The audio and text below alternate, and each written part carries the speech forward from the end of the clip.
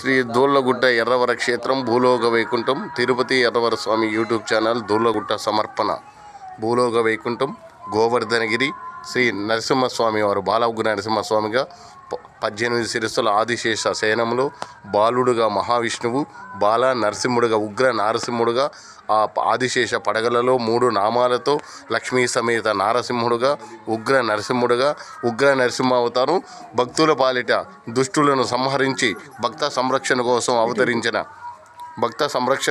అవతరించిన స్వామి బాల ఉగ్ర నరసింహస్వామిగా నాగేంద్రుడు శయనములో అంటే బాల ఉగ్ర నరసింహస్వామి పడగ నీళ్ళలో 3 నామాలతో శంకు చక్రాలతో అలరారుతున్న శ్రీ బాల ఉగ్ర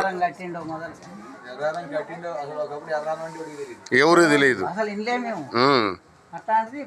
అవును, అదే ప్రతి ఒక్కరిని వెలుగులో తెస్తాడు. ఓపిక ఉండాల, మనుషులకి నమ్మకం ఉండాలి. శ్రీ దూళ్ళగుట్ట ఎర్రవర క్షేత్రం, ఇది దూళ్ళగుట్ట గోవర్ధనగిరి. భక్తుల కష్టం వచ్చిందని భగవంతుడు బయట వచ్చాడు నరసింహస్వామిగా. భక్తుల కష్టాలు తీర్చడానికి, నమ్మిన భక్తులను ధర్మాన్ని రక్షించడానికి. గోవిందా గోవిందా బాల ఉగ్ర నరసింహ గోవిందా, లక్ష్మీ నారసింహ గోవిందా, ఉగ్ర నారసింహ గోవిందా, ఏడుకొండలవాడ వెంకటరమణ గోవిందా, ఆపద మొక్కులవాడ గోవిందా.